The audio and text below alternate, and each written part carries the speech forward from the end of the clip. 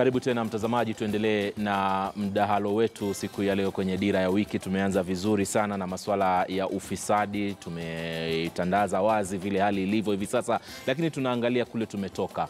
Mheshimiwa Rais Uhuru Kenyatta alichukua hatamu miaka 5 iliyopita, kisha akaja tena ameongezewa miaka mingine 5, hivi sasa anahudumu kama kiongozi wa taifa.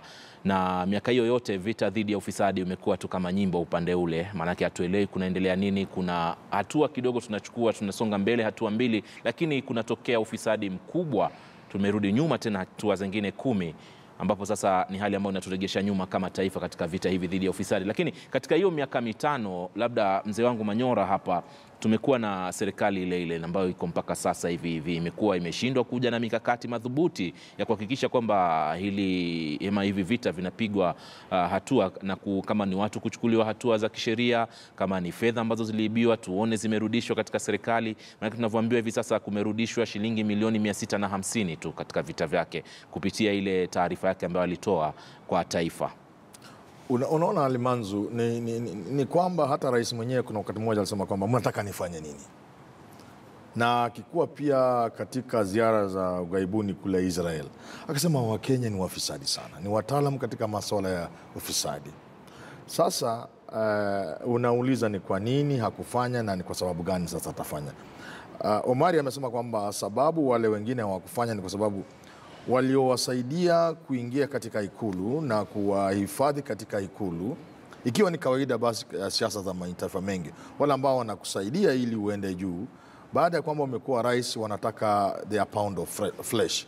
Manake sasa wale wanataka kandarasi kubwa nono wako kisha hawa wakiritimba hawa wanataka zile nono na vitu ya milioni 10 inawekwa milioni 200. Unaelewa bwana? Kalamu inakuwa shilingi 800, penseli na vitu kama hivyo. Manake wanataka paundi yao, manake wamekusaidia. Na Omar amesema vizuri kwamba kwa sababu sasa rais hako sheki, manake sasa hayuko na upinzani wa kumtisha, inawezekana kwamba sasa akamulika ufisadi. Lakini mimi sikubaliani sana na hayo. Manake nini, kwa sababu gani kuna ufisadi? Kwanza tukosoane kidogo. Hakuna ufisadi katika taifa hili. Tulicho nacho katika nchi hii ni wizi wa kawaida. Wizi wa kawaida. Si ufisadi. Si ufisadi. Sakata NYS si ufisadi. Ufisadi unahitaji maarifa ya hali ya juu. Hawa bana, ukisoma gazeti la leo, sijui ni jana, LPO moja namba ile inalipa watu 24. Same LPO. Tarehe tu ndio unabadilisha. Watu ni wale. LPO ni ile. Sasa huu ni ufisadi. Huu ni wizi tu wa kawaida. Hawa ni watu wa kushikwa. Wakawekwa kotini asubuhi na majira ya saa 11 wakawa wanakula maharage katika kamiti baada ya kulimwa miaka fulani. Lakini sasa kwa sababu hatuna ile ari, hatuna ile moyo, ndio nilikuwa naja hapo kwenye ile mtu ana ari au nia yeyote ya kupigana ufisadi katika nchi, manake wote wanafaidi katika ule ufisadi. Sasa wataupigana nao namna gani? Mimi nimekuwa nikisema katika mataifa kama Uchina kuna hela fulani, sikumbuki ni ngapi, tuseme tu mfano kama Kenya.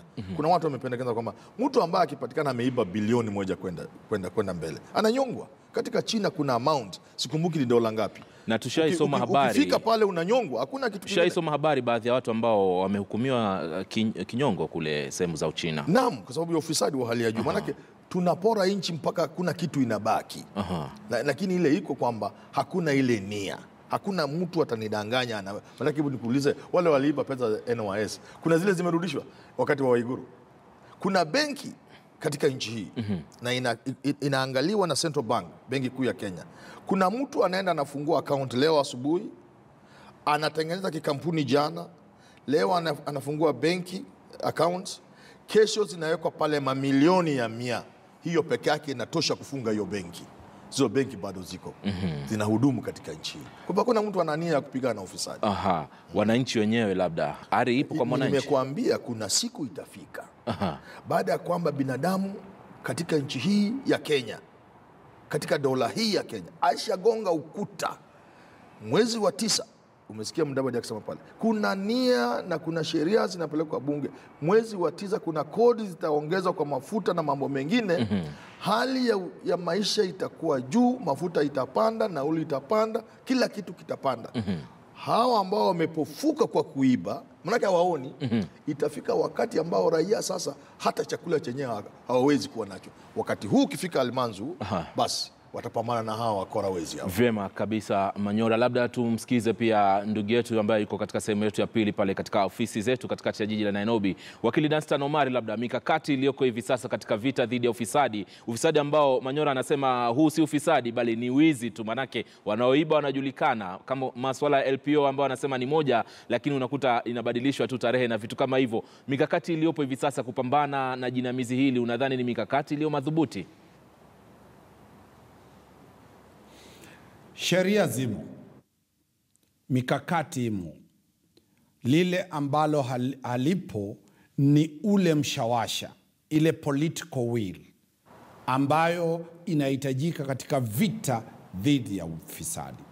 Ile mshawasha ama political will haikuwepo kwa sababu kulikuwa na tishio la kisiasa. Rais Uhuru Kenyatta alikuwa anagombania kiti chake, anakitetea tarehe 8 mwezi wa 8 mwaka jana. Kwa hivyo ilikuwa lazima aende polepole apate ile kiti, ashakipata. Yule aliyekuwa hasimu wake mkali Raila Odinga ashaungana naye mkono. Kwa sasa ndio nimesema kwamba nafasi imejitokeza, nafasi ya kibinafsi, nafasi ya kimungu, ambapo taifa hili lazima sasa tusonge mbele. Mjadala ungekuwa sasa ni wangapi washatimuliwa. Uhuru Kenyatta, kila mtu anamwangalia atupe dira ya kutuongoza tuende mbele. Lakini je, Alimanzu na Profesa Manyora, sisi kama Wakenya tuko wapi? Tunaotoa rushwa ni sisi, tunaotoa corruption ni sisi. Mbona kila mtu yomwangalia rais pekee, na ili hali sisi wenyewe katika kipengele cha 3 cha katiba kinasema kwamba ni lazima kila Mkenya abebe jukumu la kuitetea katiba yake, sababu katiba sio ya kila mtu. Kwa hivyo nini hasa tutafanya?